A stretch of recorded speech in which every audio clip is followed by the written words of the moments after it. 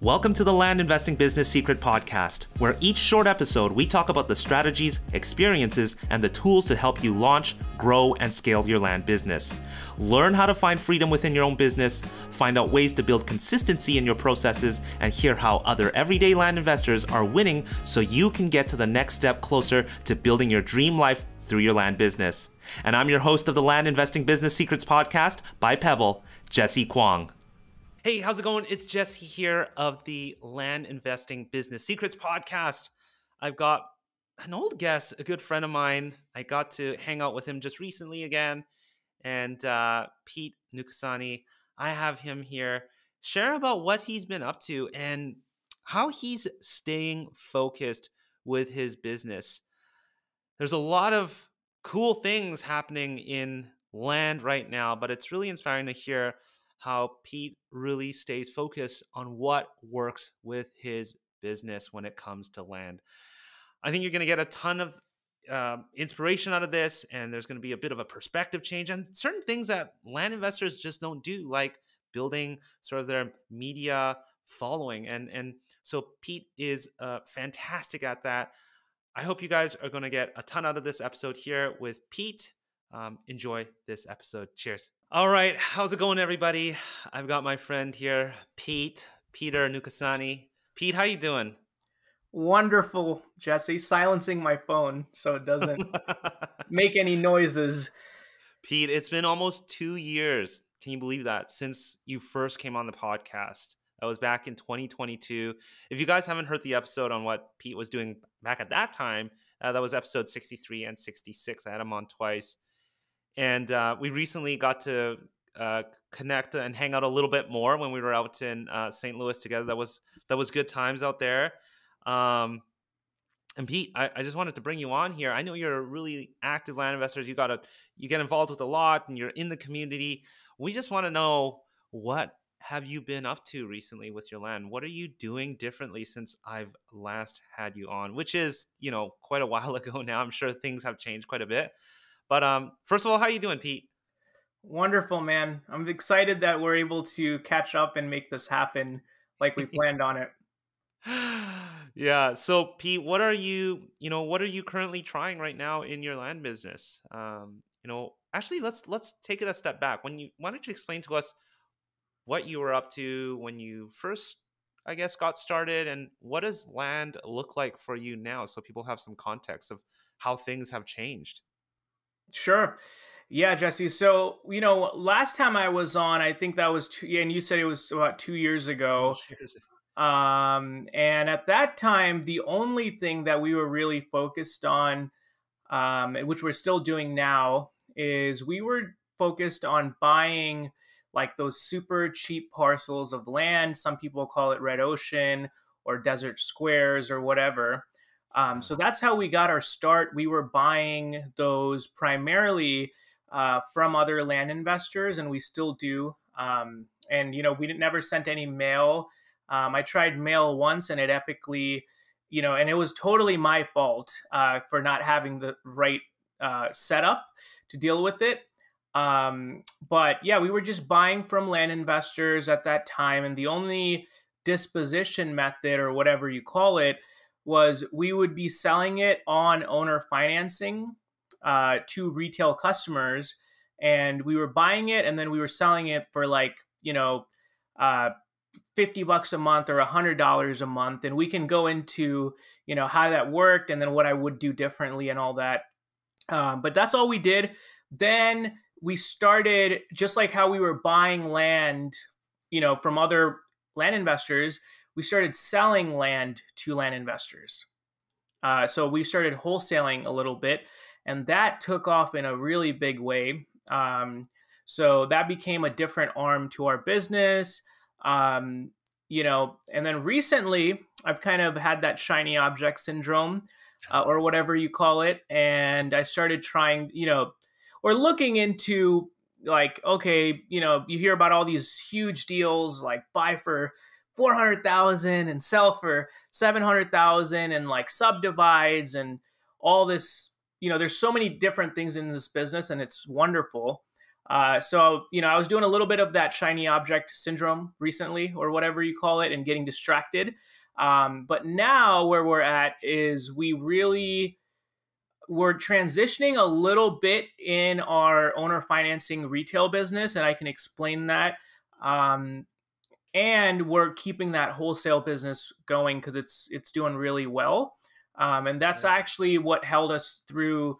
When we first talked, like Jesse, I think after that is when the market really picked up because of the stimulus money and all that. Yes. And we were crushing it. I think we were selling a piece of land, one parcel a day on owner financing. Wow. So in 30 days, we've booked 30 different notes. Wow. So wholesale actually kept the ball rolling when we started seeing a slowdown, like recently. So can you, for those who don't know exactly what does wholesaling land mean and what does it mean for your business model, can you kind of walk us through that process? Sure, yeah. So wholesale, I guess it's used in many different ways. Some people think it's contract assignments or whatever, in which it is. But what we do is we actually, let's say a piece of land sells for $5,000 retail, right? So our traditional business would be to buy it for like $1,800 to $2,000 ourselves, and then sell it for $5,000 cash or $8,000 on terms. What wholesale is you just flip that. When you buy it for $1,800 or $2,000, you put a little premium on it, and you maybe sell for $2,500. So you book like a 25% quick margin immediately, and you're often not, selling one parcel. So we actually have parcel minimums. So you're like, okay, 3 parcels or 4 parcels just to get people going. But then we have clients and, customers who buy like 40 or 50 parcels at a time to buy for their land business. So, it isn't, it's not like a crazy margin. 25% sounds great for other businesses, but in land, people are used to doubling and things like that. But it's a mix and a balance of both. So when you're sort of focused more on wholesaling, I'm assuming then you can just sort of move at a much more rapid pace and offload things. Your deal cycle is probably a lot shorter than most people, and you're typically selling in bulk to an investor. Yeah.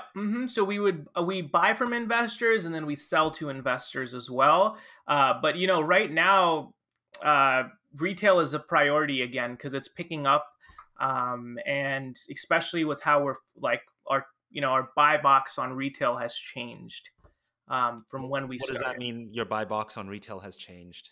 Yeah. So when I started, we were buying land that was quarter acre somewhere, and it doesn't matter where. The access was kind of questionable, and it's things like that. We weren't really super strict on the due diligence period, the due diligence. But now we're looking to buy land that someone can get to in a Prius, or just like the common person that just wants to own a piece of land, they can drive to it.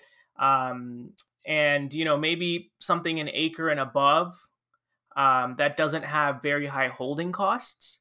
So avoiding things like really expensive HOAs. We still buy things in HOAs, and I think some HOAs are great, but we're avoiding things that have really high holding costs, and something that people can easily get to, and an acre and above. So typically when you're looking at about an acre and above properties, what is your typical sort of purchase price on these properties then? Yeah, so I made a goal this year to add from our existing note portfolio to add another 100 notes this year. And we would like it to be about $299 minimum note per month. So adding 100 notes this year would add about 30 grand a month in recurring revenue, or MRR, monthly recurring revenue. And so that's our goal for this year. And I made a bunch of different goals, but right now The only thing on my mind as far as like the land business is buying 100 parcels that can be sold for 300 plus per month, and just, selling it. How long are the terms typically for? About $300 a month. Yeah, it's about like a car payment. I've noticed that usually works the best. So it's Mm, anywhere between 3 years to 7 years. gotcha. Most of them being about right in the middle at 5 years. So, Pete, why do you like sort of the whole wholesaling model and seller financing as well? What attracts you about it? That's interesting because uh, start with the owner financing thing first, because I think a lot of us are probably familiar with the owner financing thing. So Yeah. I was looking at, now creating a plan. You have your business, it's producing, but what is the plan for money after you make it, right? And I was researching like dividends and the stock market and staking crypto and things like that. And what's crazy is I think to generate $100 a month in dividend income through the stock market, I think on average, you have to have invested like 30 grand, I think, to get $100 a month in dividends. You got to have about $30,000 or something close to that. It was a crazy number. Yeah. So $100 a month, so it's $1,200 a year in dividend income, and you divide that by 30 grand, so that's like a 3.5% dividend yield. So for me to generate $100 a month, it takes $30,000. But in land, I can go buy a 5-acre parcel in Costilla County from a land investor off Facebook groups for $2,000, and I can generate $250 a month. Yeah. Yes, dividend income lasts forever, kind of theoretically, and notes do have an expiration date. But I mean, if you add, let's just say, 2 notes a month, so 24 notes, you could do nothing for the next year and then pick it up on year 3, and you're always kind of renewing that cycle. Right. And honestly, I just don't see a better, like an easier way. Mhm. I was now I was kind of, always thinking about rentals and all that stuff. But then the average multifamily investor or rentals or whatever, after all your expenses, you might only net 300-400 something dollars a month per unit, and you have to buy a $350,000 rental property, Right. um, down payments and all that great stuff. So it just seems like this is the one of I mean, I'm sure there's other ways to do it, but for me, what I know, the owner financing on land seems like the way to build the passive, not passive income, but like somewhat Hmm. some income stream. Yeah. Yeah. Um, and that's really attractive. What about on the wholesaling front of things? So wholesaling is honestly like we do it. It's not the most profitable thing to do, because you always get negotiated on margin from other investors on the buy side and the sell side, and Right. you kind of get squeezed. But when you do enough volume and you move it quickly, it helps you kind of tighten your cash flow cycles. So Right. if you want to get liquidated very quickly, waiting for a property to sell for 6 months, is Mm. great. But you also want to keep that cash flow coming in. Hmm. So we do wholesale only so that we can buy more retail deals. Got you. You mentioned earlier, Pete, that um you you kind of regarded like subdividing and all this stuff as a bit of a shiny ball syndrome thing that you kind of went through. Why did you look at it that way? And are you no longer sort of looking at subdividing anymore or other sort of, I guess you call it shiny objects out there with land, and you're staying focused with what you're doing? Is that what's going on? Like, walk us through what was going on in your head with that, and as you were kind of going through that process. I think like any of those models will work and can work. Um, right. And the thing is, like I can't quit our current business and drop everything we're doing and not adding notes to go chase, you know, buying a $200,000 subdivide at this current stage that we're at.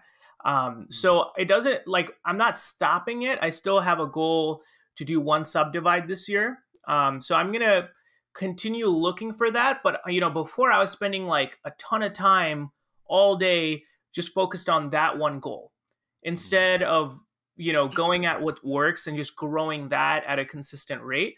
So now I'm thinking, okay, I still need to work on our existing business and can't just delegate everything to the team and say figure it out and have fun, right? Like so I want to keep our existing business going, and just spend a little bit of time on both, right? Our current thing of what's producing income, and then the second thing of, okay, can we add different arms?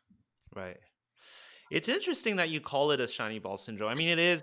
There has been a sort of, I guess, more buzz around things like subdividing. Was it hard for you to like say, hey, you know what? We got to go back to focus on what works, and this works, while you sort of see other people do, larger subdivisions. Was that hard for you, like mentally, to kind of stay focused? Because, I mean, comparing sometimes can be a real thing. Yeah, well, that's kind of why I started doing it in the first place. but I mean, any model can work, right? There's people that do subdivides that do way better than how we're doing. But with that said, too, there's also, was it hard? No, I just think it was just an important conversation for me to have, right? Because I made like 5 enormous goals for the business this year on the work side. And then I was like, hey, okay, what's one thing on here that will pretty much solve the other issues that what's the one thing, if I only had to pick one goal, what would kind of be more aligned with what I'm looking for, for what this business can do for me. Right.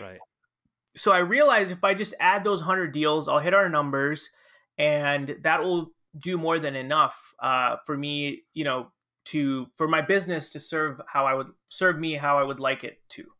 Right. You mentioned you've got 5 goals. For this year. Are you open to sharing that? I mean, this is specifically with the business itself. Sure. Yeah, well, I'm looking at it right now. It's I call it my next. So I read this book called Your Next 5 Moves. Well, I read the first couple chapters, and I kind of got the picture. I mean, the book, it was by Patrick Bet-David, and the book was about knowing your next 5 moves, like in chess and all that. So is it within a time? Is it typically? Does he talk about it within a year time frame, or? Honestly, I didn't get that deep into the book, but for me, what really served me was to think, to know my next 5 moves, and that's what I took from that book. So I have it right there on the wall in front of me. And so the first goal was to get to $50,000 a month in recurring income with notes. And if we stick to that 100 note thing, we'll hit that goal. The second thing was to do like 20 large cash flips or wholesale assignments. And again, shiny object. And then the third goal was to do 1 subdivide deal. And then I think the fourth goal was, is to transition upward at the inventory on the retail side. And then number 5 was to keep building our media, doing 12 podcasts this year, grow our TikTok page and YouTube page. So I pretty much put sticky notes on all the other 3. And the main goal for this year is to get to that 50K a month with notes. And, the secondary goal is to keep building our media. So like do more podcasts and then try to grow our YouTube and TikTok. You're one of those firm believers. I know I'm taking this in sort of what we just mentioned here, and I'm just going to roll with it. But you are a firm believer of TikTok. I know you're one that uses TikTok quite a bit, and I think you came on to an earlier show talking about marketing on TikTok. And again, I think that's episode 66. So if you guys are interested in Pete talking about this, but how is TikTok working out? I mean, I told you when I met you in person, I got banned twice on TikTok, and I think you explained to me the reasons, and we're trying to start it back up. But yeah, we've got plans to kind of relaunch that. But how's TikTok? You know, what do you find works with TikTok? Who should be using TikTok in land? Mm.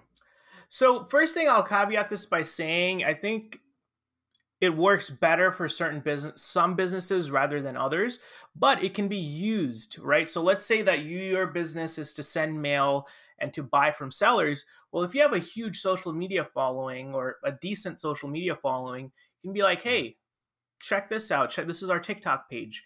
And it just you can use that.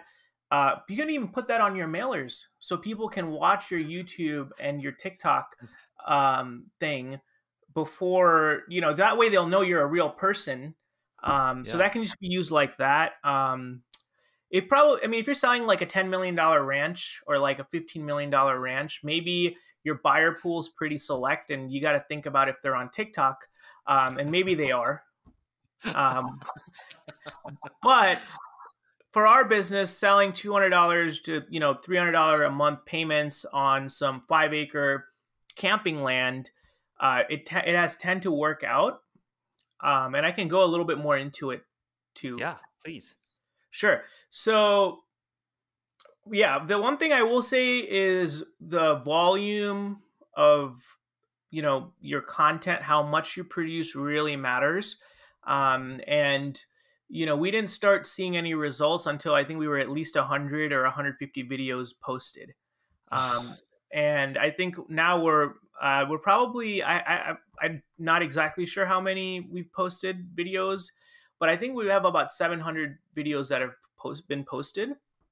And our strategy was just to kind of do like 3 to 4 videos per day. So we were super aggressive on it. And I'm assuming you're aggressive on it because you found that it worked. Yes. So once we started getting some traction, I was like, there's no way I'm letting this thing go. Wow. So I kept doubling down on it. And, recently though, I haven't been that active on there. And that's why I made it a goal to get more active on there. Because it takes a lot of work and it's hard for me to find someone that will produce content in the same way. Right. Because you're the one producing the content is what you're saying. Right. Like it's literally, some of the videos are me talking into the camera. Right. So it just takes some commitment and time. And so that's why I have kind of been slacking and being lazy about it. Well, Pete, I took your advice when we were out in St. Louis, and we were talking about video and filming and how disruptive sometimes it can be. Like I would film content like every week. I'd have to plan it out on the weekend. So I took your advice. I blocked out a full day and just knocked out a month's worth of content. So I'm gonna feed you back. Oh, that's awesome! Look at you. That's great that you executed on that. It was tough. It was tough just to figure out to kind of. I never did. I'm the type of person that'll just. I like to work in small chunks, not like sit down but it made it so much easier. I don't need to worry for the next 4 weeks. I don't do as much video content as you, but still, like it allowed me to just knock it out, so I don't need to think about for the month. So I appreciate that. Thank you. And for those of you guys that are creating content and maybe you're exploring platforms like TikTok or Instagram or Facebook, YouTube, whatever, take Pete's advice. Anyways. Cool. Hey, I wanna switch gears here. I know we're jumping all over the place, and again, a couple more things. There's one thing I really want to talk about, but one more thing here. What are you currently experimenting? I know you called it shiny ball syndrome, but I call that you've got to have some space for R&D and experiment with different things. Is there anything you're currently trying and any lessons you've learned from it recently? So I think when we first started, that's what all I was doing. I've messed around with like Reddit ads. I've messed around with Twitter stuff. I totally agree. I think having that like innovation culture and like trying to like find new things is absolutely is, you know, it's paramount, right? Because if we didn't do that, and it is, and it's no diss on Subdivides or anything like that. They totally, there's people knocking it out of the park.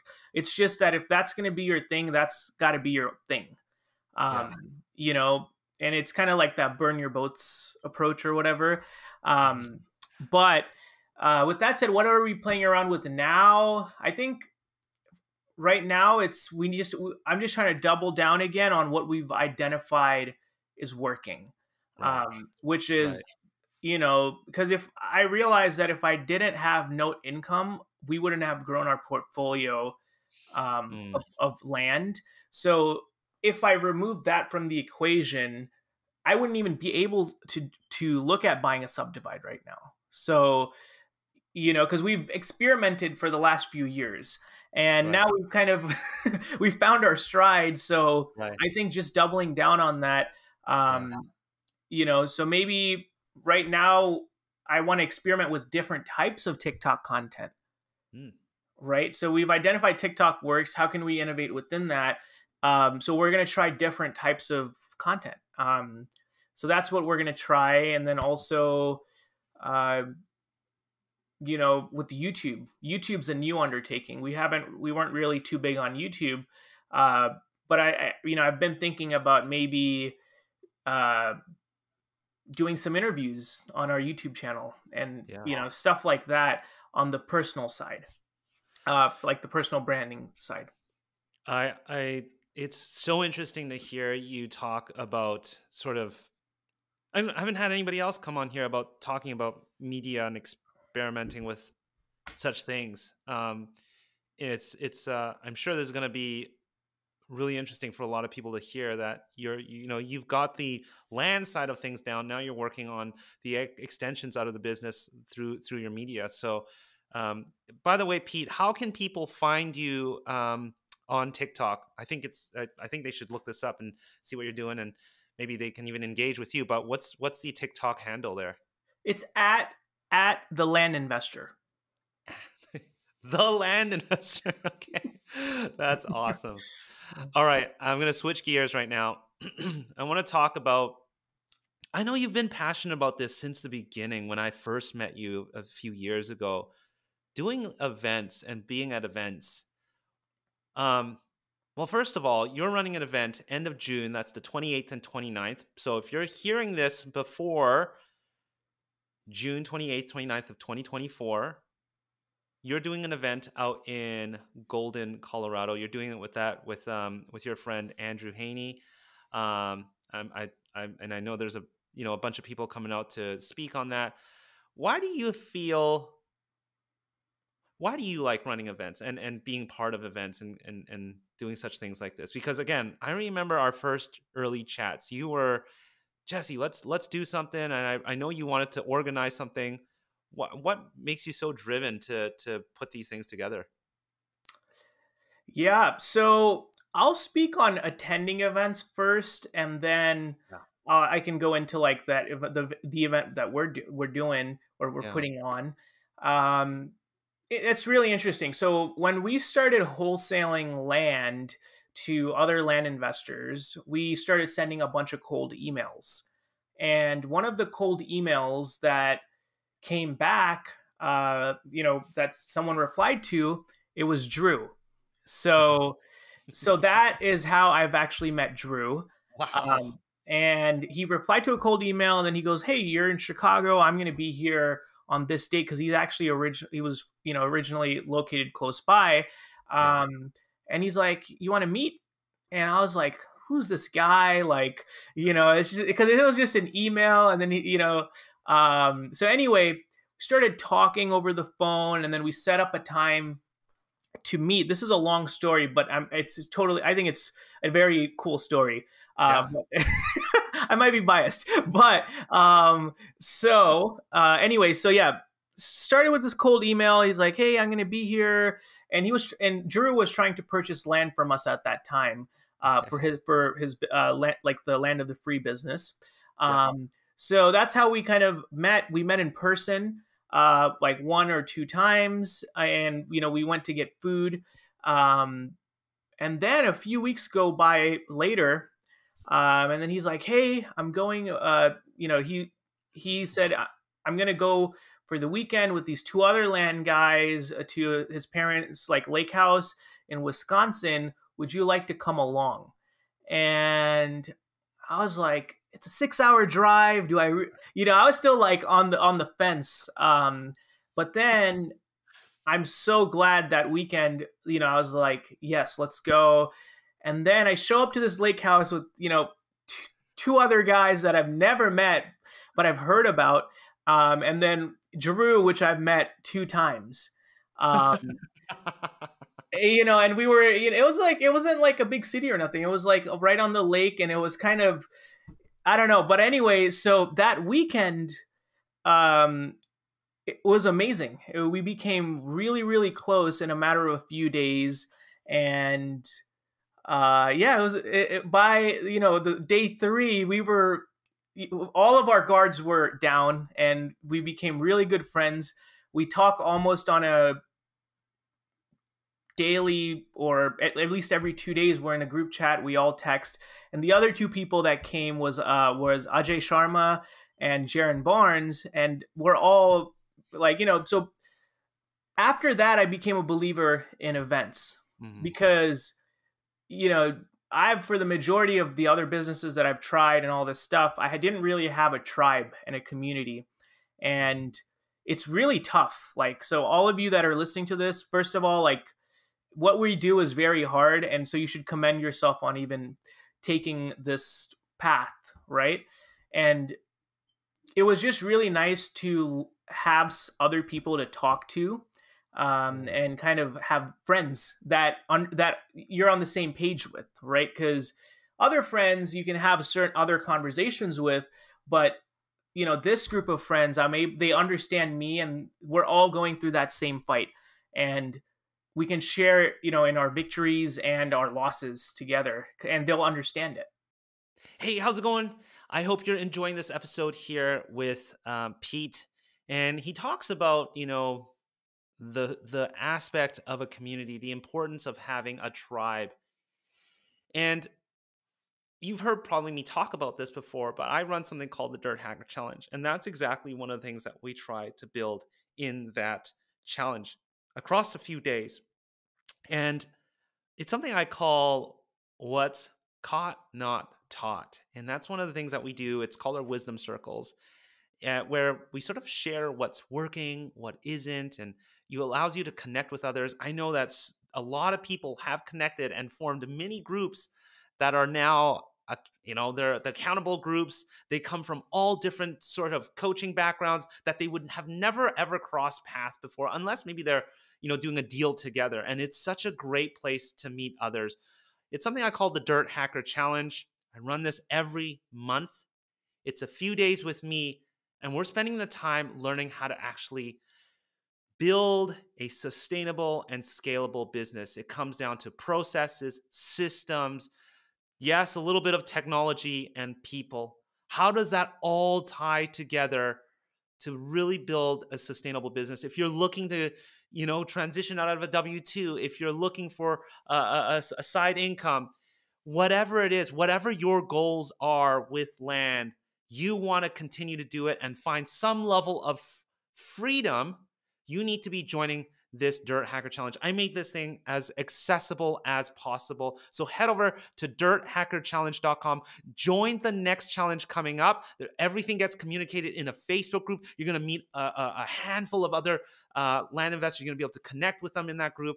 And who knows, you may be forming your own tribe or your own group because of this challenge. The more that you expose yourself to meeting others, connecting with others, as you're going to hear in this episode here with Pete and the events that he's putting on and he's traveling to, it's only going to better you and your business, your growth, and really everything to do with your business. So anyways, head over to dirthackerchallenge.com. I hope you enjoy the rest of this episode here with Pete.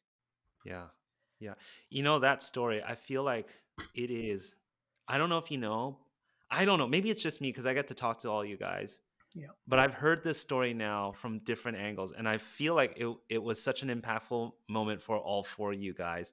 I know this happened a while ago, and like I said, I've heard this between the four of you guys, and I feel like, wow, that must have been a really, really powerful moment, because I feel like a lot spurred out of that. I've seen you guys kind of collaborate, do different things, and a lot of things spun out of just the four of you guys.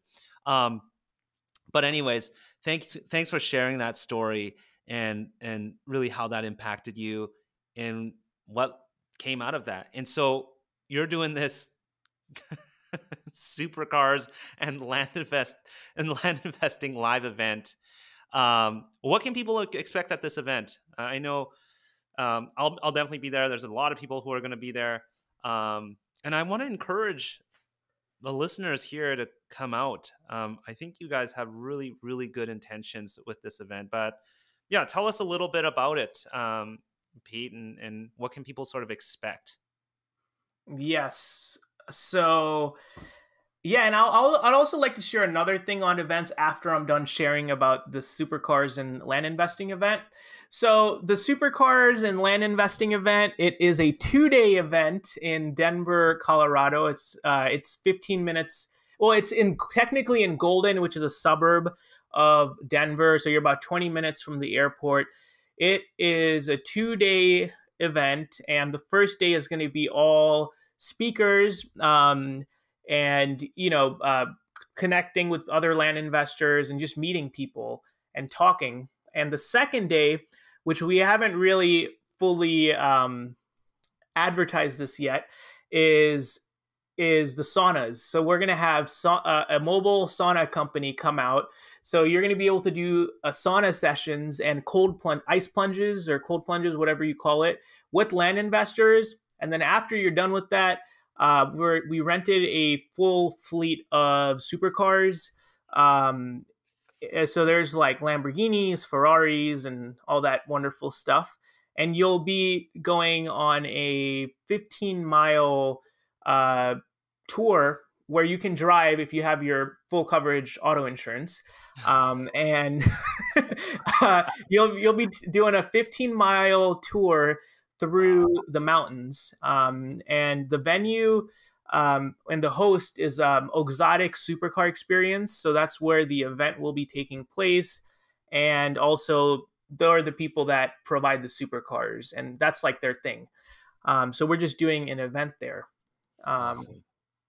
But the whole idea that we're not going to be selling anything at the event at all is just come hang out, have a good time, and connect with people.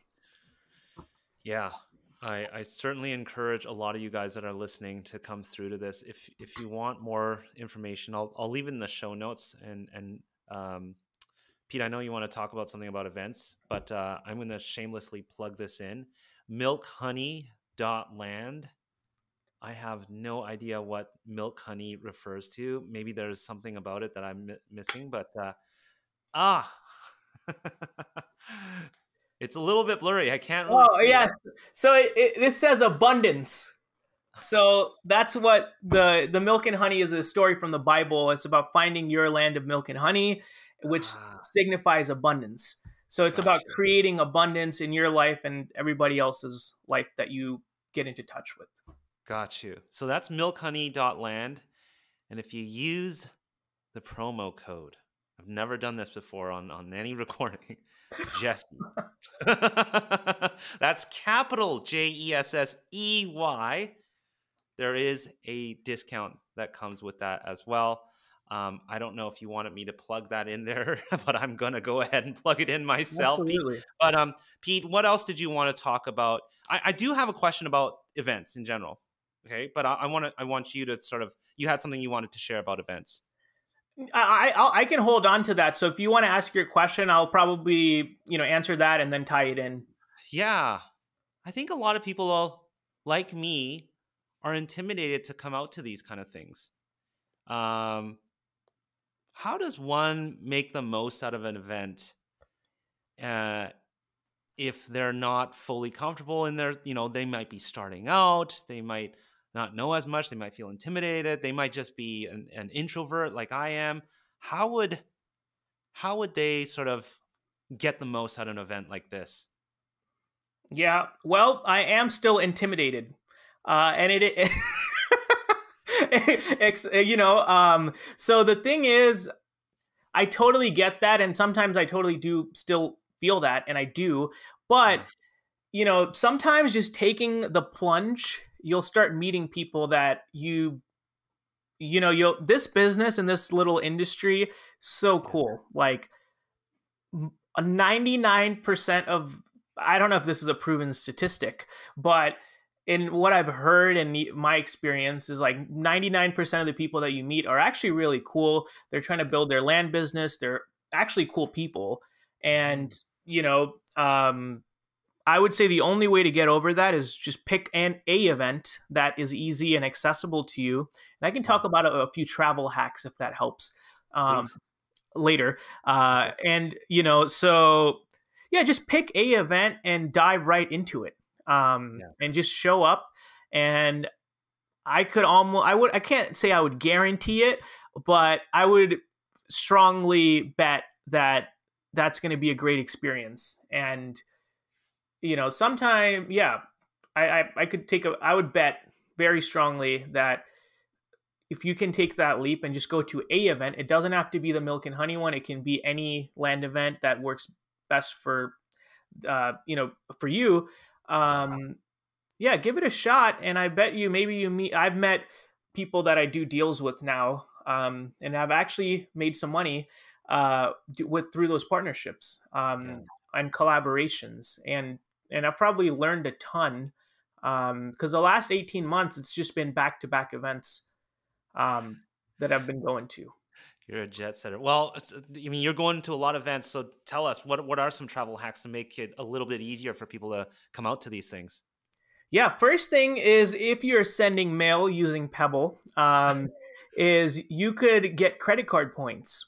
So, so I've actually accumulated a ton of points. So like credit card points, and uh, you can use that for booking flights, Yeah. hotels. That's kind of like an easy one. And then also, depending on the card that you get, like if you get an Amex Gold or Amex Platinum, or if you bank with one of the big banks, they'll have travel cards. Mhm. And if you have qualifying balances and stuff like that, you can get even more points. And sometimes those points can actually cover a majority of your travel expenses. And then, of course, to book flights and stuff, booking it early in advance is, I mean, I might be just preaching to the choir, and this might be super basic, but using Google Flights and booking very early and booking with credit card points, like sometimes I've booked like $80 round trip tickets, round trip, and nonstop, like nonstop flights. So Awesome. there's literally no other time. If you tried to do this even like what 50 years ago or whatever, Yeah. it would be so cost prohibitive to travel like this.